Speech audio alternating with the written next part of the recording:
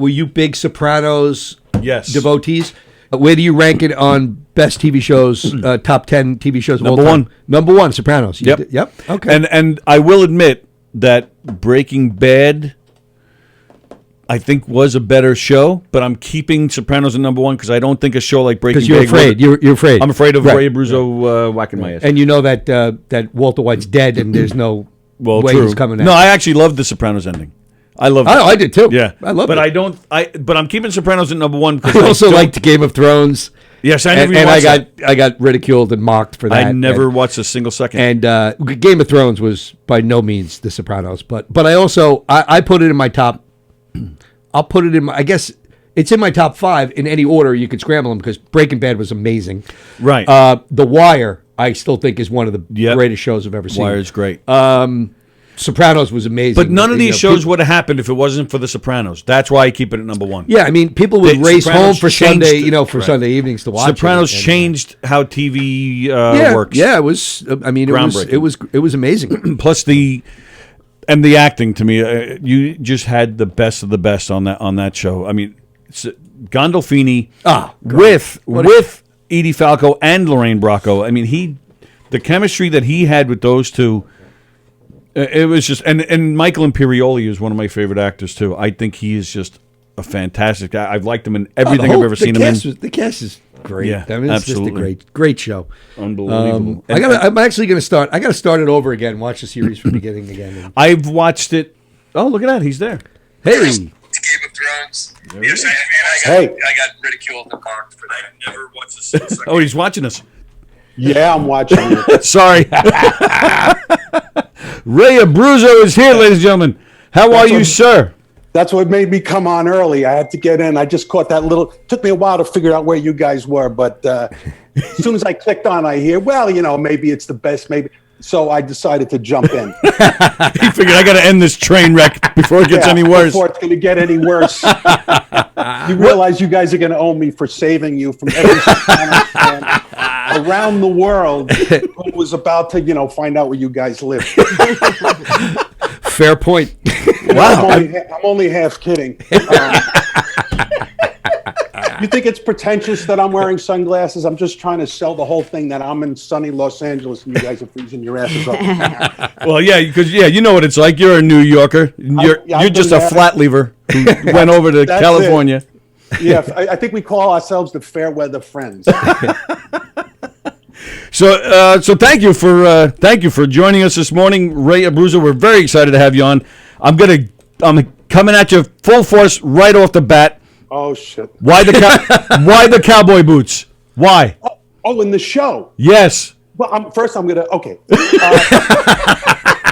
so many things I want to talk about because what you might not know is that I don't know if you can tell where I live, but I actually ride a horse regularly, and I had never ridden before The Sopranos, and now I wear cowboy boots all the time. Oh. Even the first time I had ever worn them was in the beginning of season 5 on the show. Now.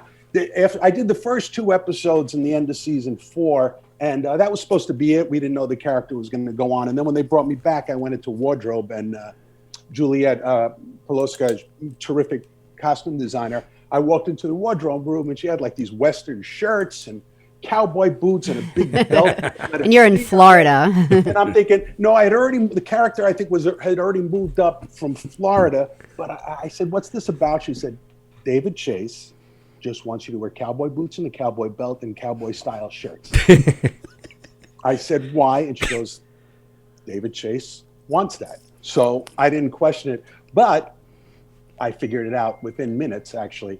My character was the son of the former boss. Right. Perhaps wasn't that bright. And this was in, so what year was this? I don't know, 2002. So you could do the math as to who was president. It was a W thing. Ha. and it's funny, they hardly ever focused on the boots. There's only a couple of shots, I think, maybe when we're in the editing room of Cleaver, my feet are up on the desk or something. Right. You don't, the belt you see occasionally, the Western style shirts you see, but some of my lines were direct quotes. Yes. That's really? Yeah. Oh, wow. The question is, will I be successful as a boss like my dad was? And I will be, even more so. But until I am, it's going to be hard to verify that I think I'll be more effective.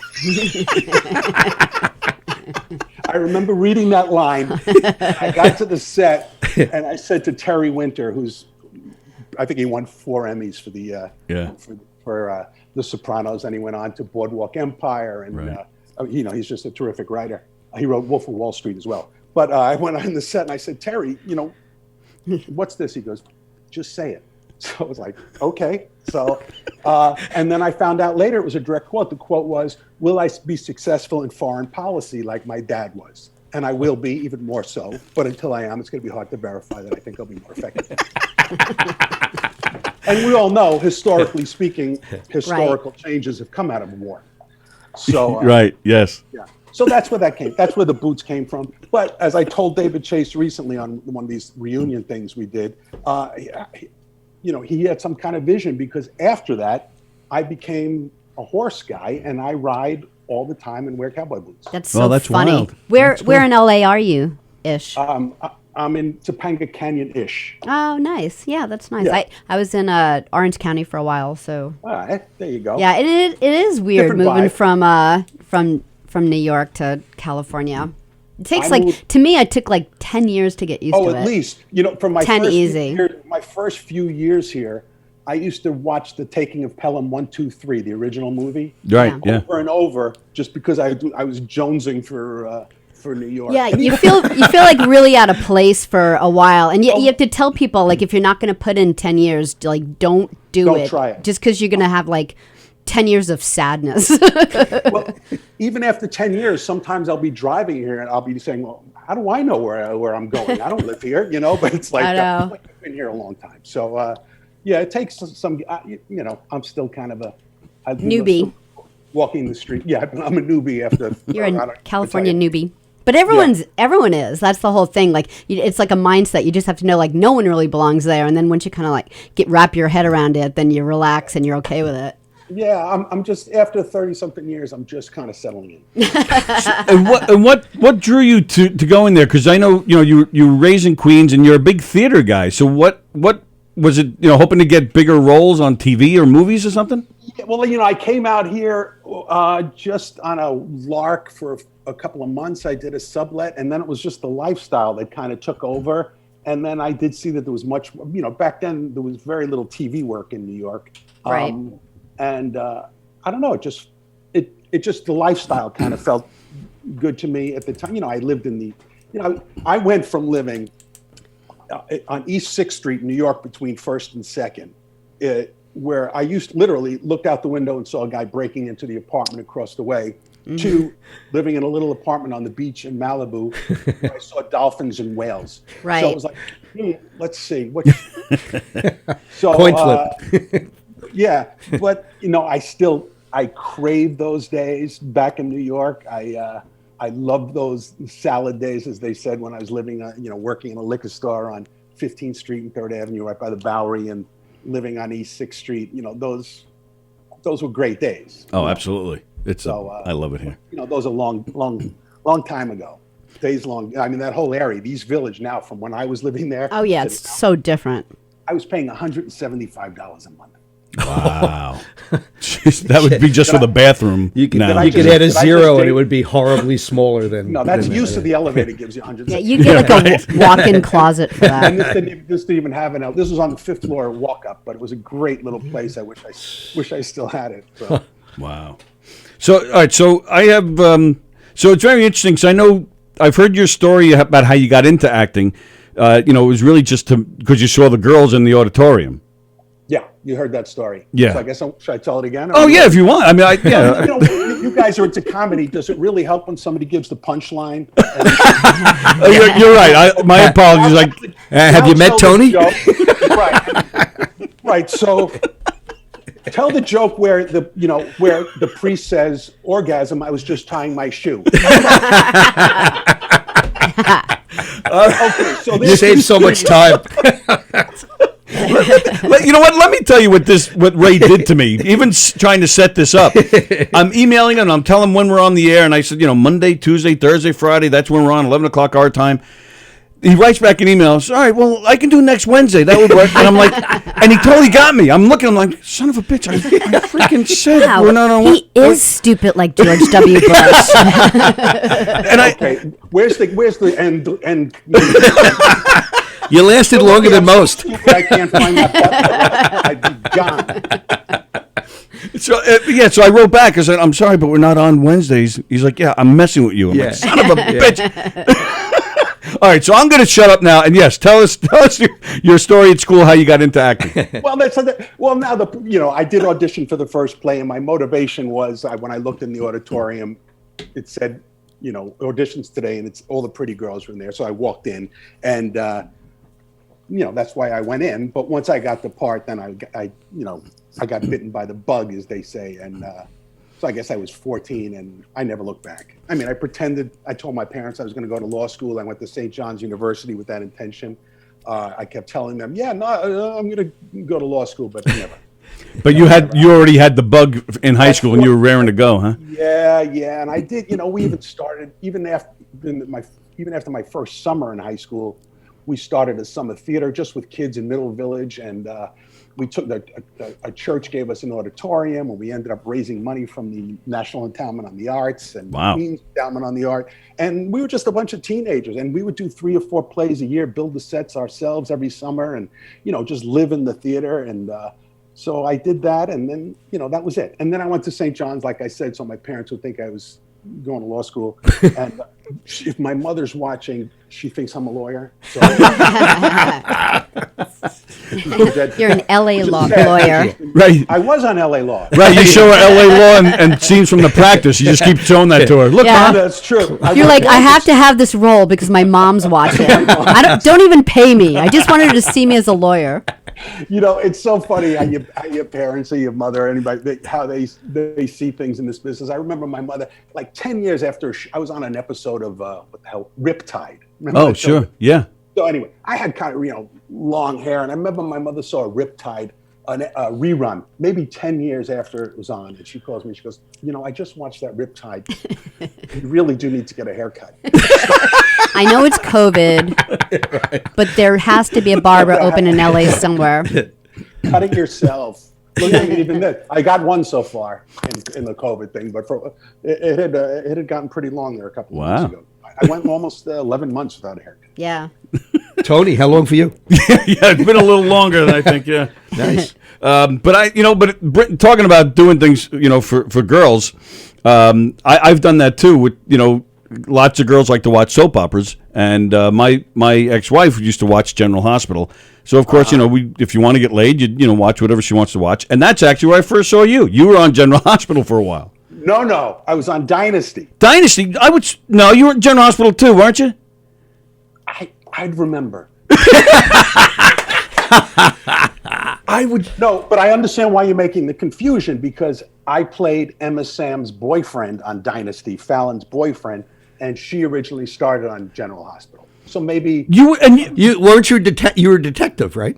I was a detective on Dynasty. Right. All right, but which I knew. Well, one was on at night, Tony. One was on in the daytime. I'm not trying to tell you you're wrong, but I even had, and I swear to God, this is true. I had General Hospital fans contact me saying they're looking forward to seeing Ray because they remember him from General Hospital. Well, somebody owes him residuals. Well, maybe those guys are doing mushrooms. Yeah. Wow, I would swear. I never did a daytime soap. Okay, They're very different. They're very different animals the way they're shot. Daytime soaps and sure. Nighttime soaps. Dynasty was an experience. I mean, they never had a guy like me on the show, but so that was kind of a trip. Yeah. Yeah. Is that a weird thing to get into the soaps? Well, even whether it's nighttime or daytime, because it's a lot of those guys get stuck in that world, and they get typecast, I guess, if you will. Were you ever worried about something like that? Well, after Dynasty, I was offered daytime soaps, and I really did see that as kind of a trap, because I'd always see somebody, they're celebrating their 30th year on, As the Stomach Turns or something. Which one is this? This is the. That's Dynasty. This We're, is, 'cause we're showing a picture of you from your, Dynasty. We have your Dynasty I don't know picture why of with you with your like white shirt all opened up and your chest hanging all over this girl. I don't know why this is. I can't see you guys now. Oh, for some reason. that's But right. I think that might be a blessing. Yeah, really. No, I think no this one's is, ever been sad about This that. is Tony's new screensaver. Yeah, The sad but thing, it's mine too. That's the I'm sure you didn't mind the love scenes though. No, and that was really kind of my first big. I'm going to switch to my other glasses because I know you. I've already established I'm a pretentious asshole. So Yeah. once that's established, I could do anything. Yeah, so that was pretty amazing. Like I said, they never had a guy like me on the show. They were all kind of waspy, and then there was a new producer that last season, and they brought my character on. He was supposed to be like a Columbo Serpico mix kind of thing, Right. Which is kind of my niche. But then I had those love scenes and was getting paid for them. So. You're right. Okay, I got to make out with Emma Samms. All Damn right. it. Oh, no. Not a bad day. Yeah, I remember saying, "Oh no, not that." And there's I know you guys were talking about political correctness now and then and all that kind of. There are jokes we would make then that we can't make now. Oh yeah, we talked. Yeah, we did. We talked about it the other day too. Just soap operas in general. How daytime or nighttime, the sex scenes on those shows, even back in the '80s, was very risque, and now everything gets canceled and everything is bad, and you can't say certain things. Where those shows back then, that's all they were was violence and sex. Yeah, That's but why then we if you watched them. But if you go to cable now, any regular cable show has they good amount of nudity. I mean, look at The Sopranos. Certainly had enough. Sure. Bada Bing and all that. Right. I never went to the Bing. Little Carmine never went to the Bing. I just thought I'd look that. You couldn't work that in somewhere, If huh? there's a Sopranos trivia buff, there's a question for you. Did Little Carmine ever go to the Bing? The answer is no. Hanging out in Florida with all the retirees. Damn it. No, he was only in Florida for a little while. All right, in golf courses and What are you gonna say? Fixing wet T-shirts. Somebody. Yeah, right. But they didn't even show that. They just talked about it. No, So they made a reference to it once, and everybody brings that up all the time. He never fixed wet T-shirt. He was a judge, and he was a good, fair judge. Damn it. There's no losers in a wet They were T-shirt never contest. fixed. Damn it. all right, and I have to tell you, and coming from a serious standpoint, I thought you were a genius as Little Carmine, and I'm dead serious when I say that, because you can take a character like that. Well, first off, and I've seen interviews with you where what they were looking for with Little Carmine was not, physically was not you. Right. But then, and if explain how you got the part, what you did because you had to film yourself auditioning for the part. Tell everybody what you did, and then I'll expand on that. This was in the early days of what they call self-tape auditions. They still call them self-tape, even though everybody does their with their iPhones now. But it was very early then. Nobody ever did that. And Sopranos only got cast out of New York. They never cast anybody out of L.A. at all. But especially for a series regular part. So they asked me to put myself on tape for the part of the guy that did the intervention with Christopher. Right.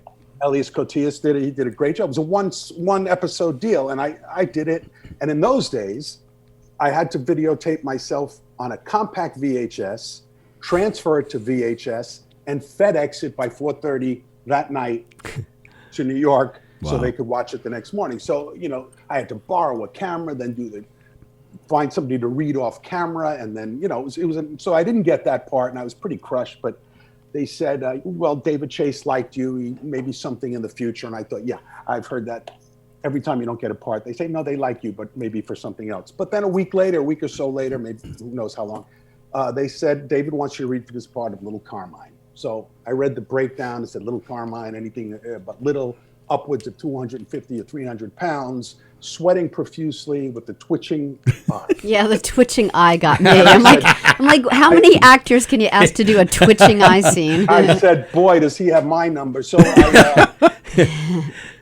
I literally called my agent. I said, I think there's a mistake here.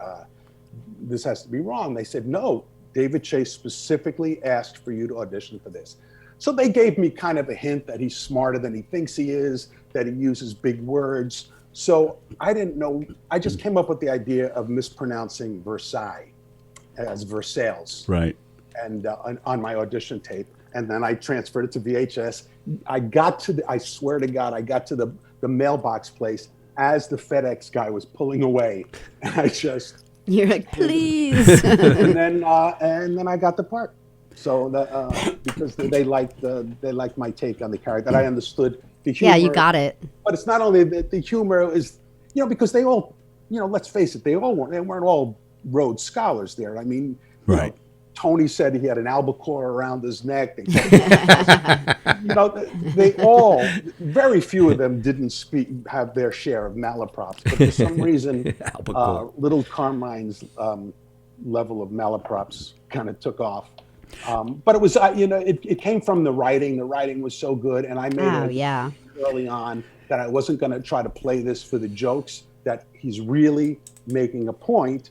He's just using the wrong words, mispronouncing the words. But the point he's making, he believes. And if you look at the whole scope of the show, he was usually right. Yes. He was always, That's exactly why I think you were genius with that role, because you mispronounced words, you came out with the weird expressions. I mean, two completely different shows, but you take a show like Friends, where Matt again. Well, hear me out. Matt LeBlanc's character. Why do you say two different kinds of shows? I consider them. Yeah, they're really mobsters, those six. Yeah, and My Mother the Car. I think. Well, all right, let me explain. I want to see you bring this full circle, buddy. Do you realize how many times you've said, "Let me explain"? I believe you, baby. Take it away. Matt LeBlanc's character as Joey was much more believable when the show first started. Eventually, they go, and he gets almost cartoonish because he's so they make him stupid. Where you played him, as not the sharpest tool in the shed, but believable. So that even at a part towards the end, when you said to Tony, or little Carmine says to Tony, that it's not about being the boss, it's about being happy. Yeah. You didn't play him. Fine, I agree. It's all in the writing, but it's also in the delivery. It's also in the performance.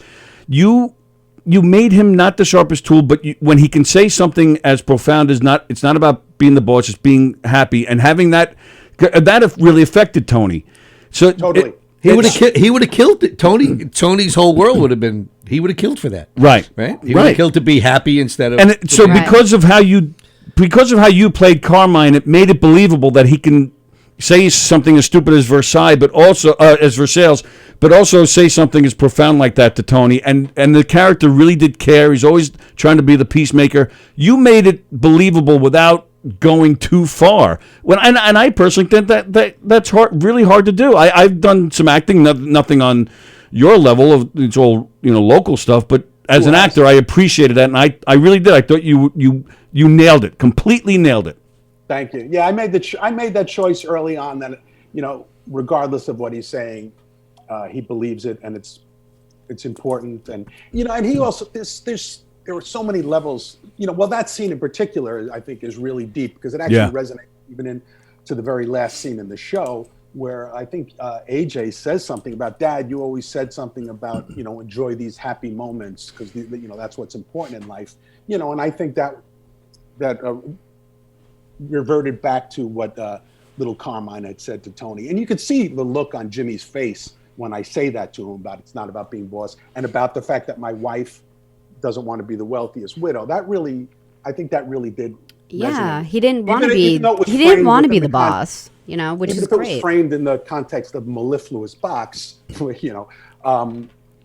resonated, and that's a tribute to the writers. Terry Winter in particular really crafted a lot of those scenes. Now, what do you take more? What do you get more accolades for when you're out and about? Being little Carmine or being little Pops?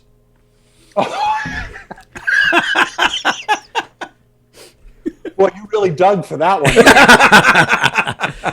I have to tell you, my first day on the set, I'm walking down the hallway, and Steve Sharippa is coming to. Now, since I was cast in L.A., I didn't know anybody. Those guys all kind of knew each other, but I had been out in LA a while. I mean, there were a few actors I had worked with. I had done a play with Patty Darbanville, and Right. I knew Marianne Leone, who played Christopher's mother. Mom. Yeah, she's just a terrific. She's a brilliant writer too. You were talking about something about disabled kids and people. She wrote a book called Knowing Jesse. She's married to Chris Cooper. I'm really going off on a tangent here, but tough. She's married to the terrific actor Chris Cooper. He's great. Yeah, absolutely. I think he's one of the great American actors. Anyway, we were in acting class all years ago, and they met there, and they're still together. But they had a child who suffered from cerebral palsy, I believe it was, and she wrote a book about it, and it deals with a lot what you guys were talking about, disabilities. So if anybody's interested in that, it's a book called Knowing Jesse by Marianne Leone. It's worth reading. Okay, now where was I? I'm writing that down. Actually. Yeah, it's all good stuff. Thanks. I think we were talking about Friends. So I went from Little Pops. So we went from Little Pops to a serious discussion about. So I'm walking down the hallway, and Shrippa, who I don't know at all, he goes, "Abruzzo, Wienerville." I had been doing TV, lots of TV for about 30 years, and he comes up with, "I'm such a huge fan of Wienerville," and I just did Talking Sopranos, that podcast, which is only second only to this, and Finally, someone recognizes. Finally. And you have Michael and Steve on the thing, and all of a sudden Steve starts asking me about Wienerville. And That's awesome.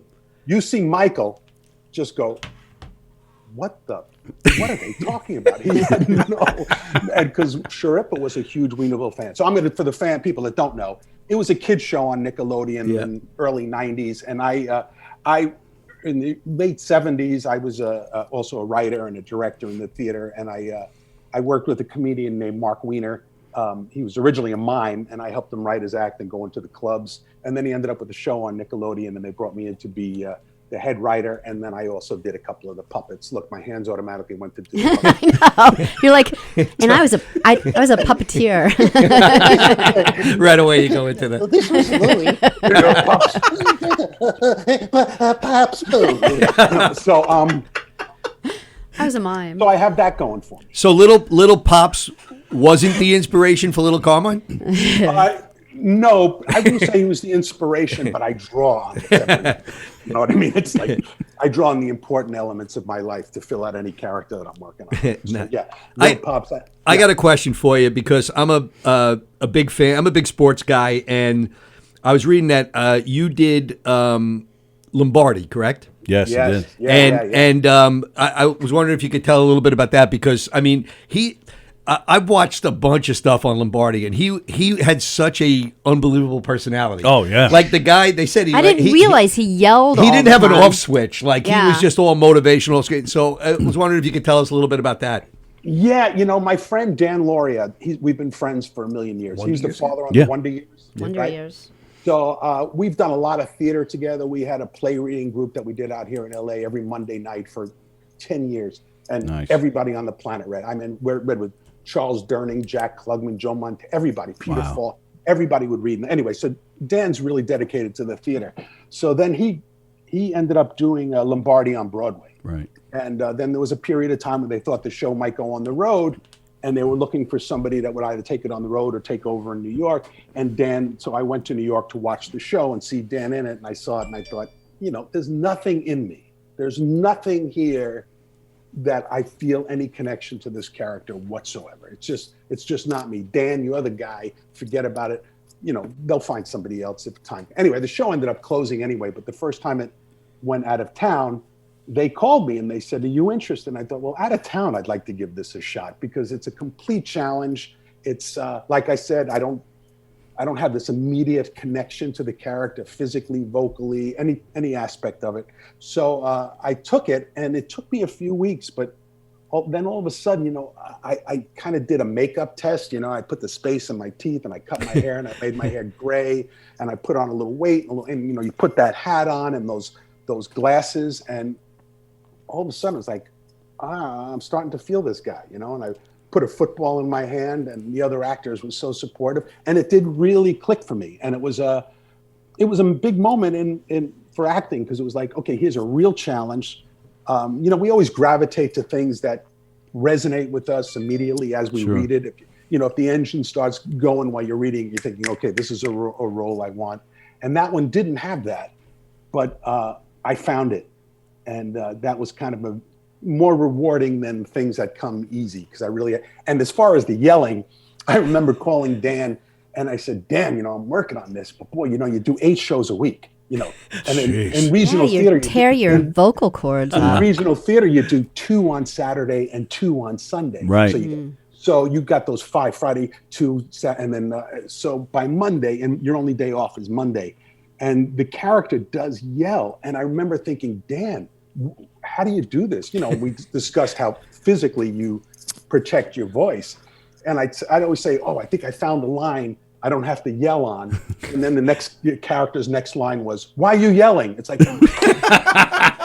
It's just so much like chamomile and lemon and honey you can drink every night to get in between, It hurts after a while. And we did that play in the round. So I had like 4 different entrances that I'd have to make, and I'd have at each entrance, I'd have a cup of throat coat tea. And, I developed this habit of, those fisherman friend lozenges. Yeah, I know what you mean. I can taste that just you saying it. I'm like, oh, the fisherman. I need something, so that's become a habit. Whenever I do a play, I suck on the fisherman's friend, and I have a little cup by the entrance, every entrance I make, and I spit them out and I put it in. And that became, from doing that play, it would kind of and now it's more like a superstition. It's so funny. It's so funny with that stuff, because it's so, that fisherman lozenge, it's so old school. It was like before the Tylenol poison back in the 70s, when everything is now all plastic and wrapped again and then stuck into a box. Like someone at the plant grabs some, shoves it in a bag, not even a plastic bag, sticks it in a box and goes, and that's the end of it. And it's so funny. That's the worst endorsement for a lozenge I've ever heard in my life. It's they taste like shit, but we put them in there ourselves and have at it. It tastes awful. And who knows who's putting it in the box? Gloves, when we put them in the bag, we use our bare hands. Yeah, it falls on the ground. They're scooping it up. But it's the only thing that really takes a cough away.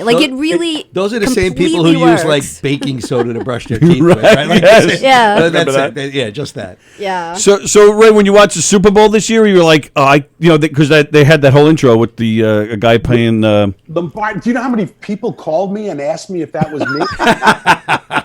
And it's true. And people started, posting pictures of me as Lombardi, and people saying, "Oh, I saw you. You were terrific."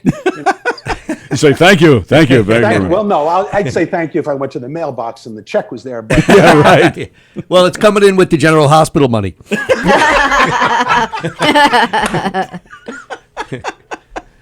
Hey, that's true. Yeah. I remember I did some movie I was cut out of, and somehow I still got residuals for it. Nice. You left your sweatshirt on the couch. If I could get residuals for everything I'm not in, oh yeah, that's a living. Then I could retire. Yeah. Actually, and I did hear somewhere that you almost ended up on Boardwalk Empire. Well, I auditioned for it. That's about as almost as it got. Yeah, right. Of course, because which part was it to play? I forgot which part, but again, it wasn't one that really jumped out at me, but I thought I gave it a shot. Yeah. Were you worried after The Sopranos about being typecast as a mobster or something, or is it just screw it? I'll take the work. It wasn't a matter of being worried. It was a fact. Is that right? Like you said, on Dynasty, I played a cop. On Night Court, which you didn't mention. Yeah, I love Night Court. We were getting there. Look, it's. I just thought, it's on my list.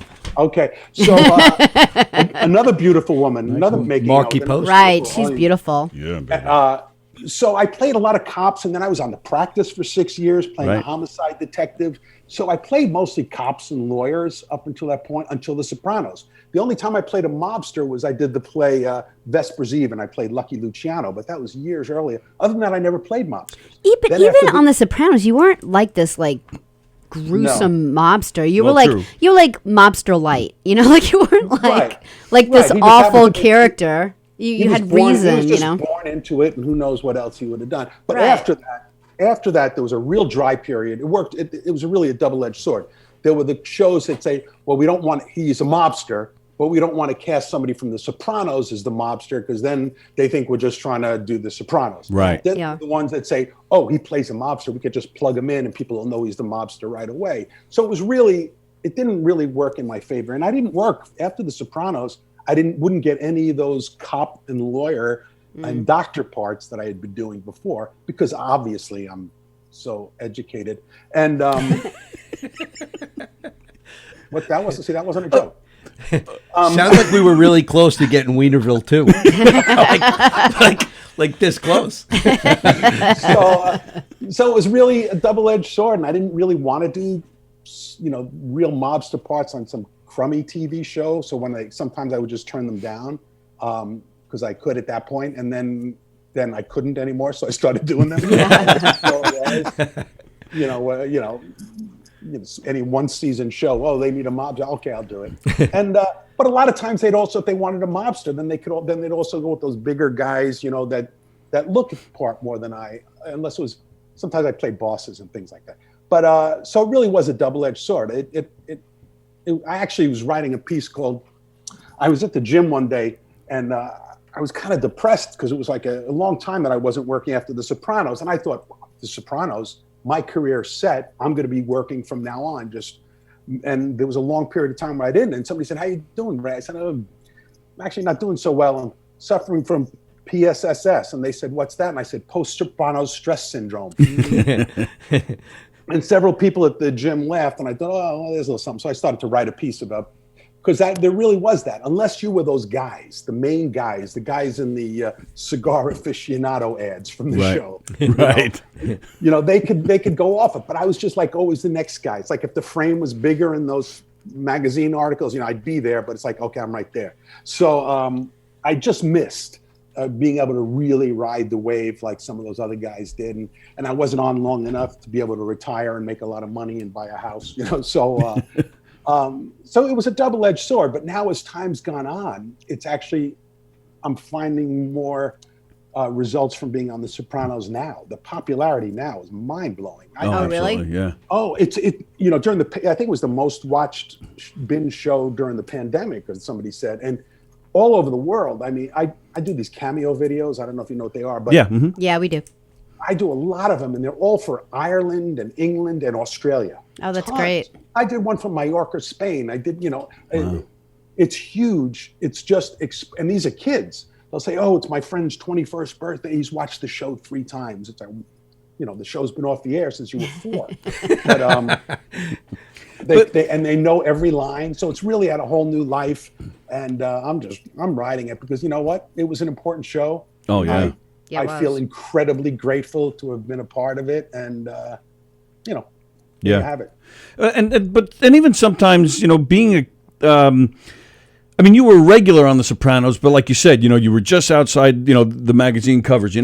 Sometimes being a character actor in that sense you're more long lasting. You go on longer because sometimes you get these people that they become so famous for a certain part that they can't get other roles where the character actors are the ones that keep on working. The Jerry Adlers, and a lot of people like yourself. I mean, I know you've done a lot of lead roles. In fact, we just watched Somebody Marry Me, and we and just loved watched it last night. But wow. Yeah, that was a little different from Little Carmine, when you say. Yes, just a little bit. But it was interesting. Are you going to explain like what the movie was, or the sure, interesting stuff? Because it is like kind of fascinating. Yeah, I'll let you explain what that was all about. But I am curious how it was, because to me it was very similar to just doing a play. I mean, there was a lot more to do. Explain what it is first, yeah, and then we can talk about it. Sure. Well, I had a recurring role on a show called In Plain Sight, and I was flying down to Albuquerque. They shot in Albuquerque, and a guy sits next to me in the waiting room, and you could say, oh, okay, he's an actor. So I said, you're going to do In Plain Sight? He goes, yes. We started chatting. We sat next to each other on the plane, and there was another actress who was sitting next to me. He was on the aisle. I was on the aisle. We're flying down to Albuquerque, and we just started chatting, and it turns he's an actor, but he's also a director, and his father was a very famous director. His father, interestingly enough, William Asher, this is John Asher. William Asher was his father, who invented the multi-camera for I Love Lucy. Oh, wow. He came up with the multi-camera, like all sitcoms had done. So John and I were talking. He was directing, and then he came to see me in a play after that. And he said, I'm going to tell you one more quick thing before that. Sure. As we're landing into Albuquerque, the young actress, the actress next to me was scared of flying. So she was like kind of holding my hand like this. Now all of a sudden the plane does one of these, I mean, it just drops and we all stiffen. She's You got to feel her up. You can't say that anymore. So she digs her hand, and I look at John, and he tells me a FedEx plane he could see out his window flew directly over us. Oh, wow. Wow. And he could actually see the pilot as he looked out the window. So we kind of bonded. That's crazy that FedEx started your career with The Sopranos and almost ended it on this other show. Could you imagine? That's crazy. That's good. I a good callback. You should go into comedy. So anyway, John and I became friends, and then he had this idea. He said, "I've always wanted to do a movie with no cuts." Because you didn't be able to do that before because of the film magazines were only a certain length, so you couldn't make a big long movie. But now with digital, you could shoot as long as the battery lasts. So he came up with an idea, and he wrote this script called Somebody Marry Me, which is shot in one long continuous shot, not one cut in the entire movie. Yeah. And it's 4 or 5 locations, 15 actors. I actually get in a truck and drive, and the camera gets in with me. So never at any point in the movie does the camera ever cut. It's just crazy. one long shot. So whatever goes wrong, you have to kind of go with it. And this was low budget, so we didn't even stop traffic. There's a scene where I'm driving, we're stopped at a light. Yep. And all of a sudden, it happens to be the longest light in Los Angeles. And John's in the back of the truck with the sound crew. And, there's a pause in my dialogue. He goes, "Ray, you have to just riff." Okay, so in the movie, all of a sudden, I have a bagel company, and there's a young woman next to me, and I just start riffing on different types of bagels to kill time till the light changes. But you know what popped? As soon as he said you have to riff, all of a sudden I thought of Christopher Guest in Best in Show. I love that movie. When he's talking about pine nut. Right. Macadamia nut, that's the one that made my mother go crazy. Where he makes all the different kinds, and somehow that just popped into my mind. So I said, you have all kinds of bagels. You have your sesame seed. And then we have everything. Bubba Gump. Shrimp Creole. Yeah, go ahead. Sorry. No, go. So people understand the movie was shot, and we only did it once, one take from beginning to end. Crazy. And it's an hour and a half? Yeah, it's 98 minutes, and we never rehearsed. We never ran through the whole movie with camera and everything until the film that you see. Are you kidding? That was going to be one of my questions, because I just figured. We never made it. I figured you'd have to do like honestly, I really kind of thought you did maybe 3 run-throughs. We tried. The first one. How can you not? There was an actor. Amazing. There was an actor, I won't mention his name, but he never got the concept that we weren't cutting. Which one? Tell us. I'm not going to tell you, but he appears twice in the movie, in the beginning and the end. And in the first scene, like 5 or 10 minutes in, I deliver my line, and he goes, "Line." You can't ask for line. He says, "Well, they'll just cut." He says, "No, we're not cutting." What do you mean you're not cutting? He said, "Well, you could just cut away." "No, we're not cutting." I don't know. So you had to start over after that? So, and when you start over on a movie like that, you got to go. Everybody goes back to one. That means every bagel, the truck has to go back. Actors at all other locations, so everything goes back to one. Oh my goodness! So now we do the second take. We only had one day, by the way. We had the location. Well, you had an hour and a half, right? Like then it was like done. That's what I was thinking. I was like, well, not about an hour and a half for pay. Yeah. So then the second take, we try it, and we get 78 minutes in. We're at one of the last locations, and all of a sudden, out of the corner of my eye, I see the cameraman lifts the camera off his shoulder and drop his head, and then the director says, "Cut," and I look up, and the cameraman, brilliant guy, was working so hard. He went hand the whole time. So he and I always called him my Ginger Rogers, because he had to do everything I did, right, backwards for this. So he and I really had a rhythm because I'd always have to clear the lens so he could see the other actors. And there were no marks on the floor because he couldn't, because we were doing all these wide shots, and I'd have to know to walk wide so he could get in the door. There was so many details that we only talked about, but we never really rehearsed. So I had to keep all that stuff in my head. So what happened is the memory card on the camera filled up and froze at 78 minutes in. So we go all the way back to 1 again. And now it's getting late and it's starting to drizzle and we have to break for lunch. So we all break for lunch and we're thinking we're not going to be able to do it. And it's like the director says, well, it's 3:30. If we start at 3:30, we could get one in and still have enough light. So everybody said, are we all willing to try it one more time? And we did. And he said to me, he pulls me aside and he says, when you get to that last scene, which is the same guy as the first scene that said line, right. who he still never got it. He said, just power through the scene. Whatever he says, you just keep talking. Right. So he said, we'll just keep zipping the camera back to you and just keep. So, John, he was in communication with the cameraman and the sound people. And I can only kind of hear when I stop talking, they might throw something at me of what to do. And we powered through it and we did it. And when he said cut, there was a moment of silence on the set, and then everybody basically broke into tears. Oh, wow. I bet. Did you have just posters all over walls of people's lines? Because you can't even... No. I was thinking when you were driving in the van, maybe there would be on the windshield, there'd be the lines. I was actually really, I was really driving. Right. You couldn't do that because you never knew where the camera was going to look. All right, so that goes back to my original statement then. So, I understand completely as far as, finding your mark and working with the cameraman. But as far as the character and the lines and doing it in one take, it's a theater guy like yourself, that must have been probably the easy part. Well, that's when John came up with the idea, he then went to see me in a play called Mauritius at the Pasadena Playhouse.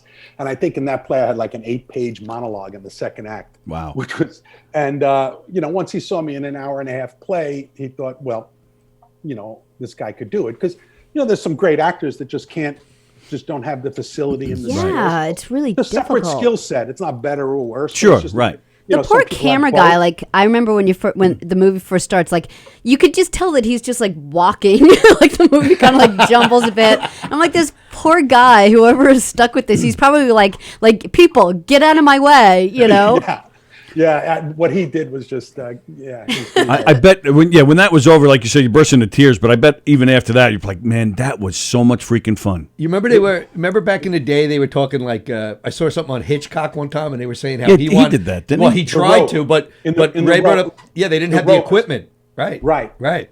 So he would hide cuts. Okay. That's not in a lot of movies. There's quite a few movies that claim to be one-shot Yeah, movies. Birdman did that. Yeah, but they hide. So if a camera is panning and it goes past a pillar, say, they could cut at that point and do another. Or they go into a dark closet or something, right? Like 1917, they hyped up like it was one continuous scene. Right, remember? yes. They did a lot of that too. Right. And in the movie Rope, that Hitchcock planned it that way. The camera pans behind a couch, and that's where he'd make his cut and then continue the move. But he planned it. He knew that that's the way it was going to do. Other people do it just to cover their ass because they couldn't pull it off in one shot. Like we did. Like you did. Super. Line. I do have one question, though. There was one scene that, I don't even know if you call it one scene because it's all one take, but one part of the movie that I didn't get, and I was hoping you can explain. You sit down quickly and you turn on the TV. Mm-hmm. Oh, yes. What was, and then my idea. That was my idea. But what is that, and I didn't get how it fit in. So can you explain that to me, if you don't mind? Yeah, that was the movie. That was the movie Touch of Evil. Okay. By Orson Welles, and at that point, that was the longest single shot. We knew it was like something. We knew there was it was a reference to something. We just couldn't get it. Okay. That was my idea. Nice. The movie starts. That's a great movie, Touch of Evil, with Charlton Heston and Orson Welles is amazing. Yeah. And the movie starts with if I remember correctly, a hand putting a bomb in a car, and then the camera pulls back and it just keeps pulling back until people get in the car. Then it follows them as they're driving through the border between Mexico and California. Which, by the way, if you see that movie, It's shot at Venice Beach in California. You could see the arches Oh wow. Oh, okay. on Venice Boulevard. But at that point, I think it's 3 minutes, and that's the longest single shot without a cut. Until before that. you. Until John Asher and Ray Abruzzo. And some guy who didn't get the concept. You know, I swear to God, I'm going to tell you this. After we finished, he said, "So are you working tomorrow?" You just say yes, yes. Yeah, I'll meet you here in the morning. Yeah, know your lines.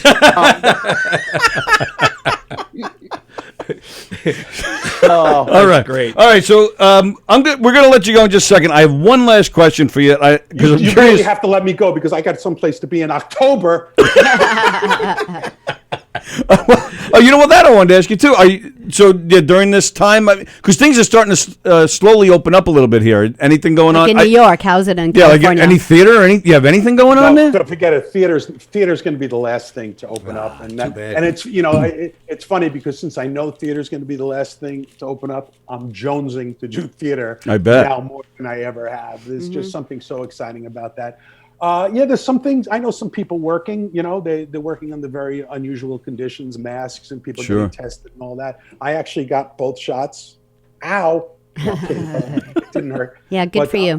I'm fully vaccinated, and I wear my mask. Nice. I use my hand sanitizer. I do the whole 9 yards. Actually, it's 6 feet. Yeah, right.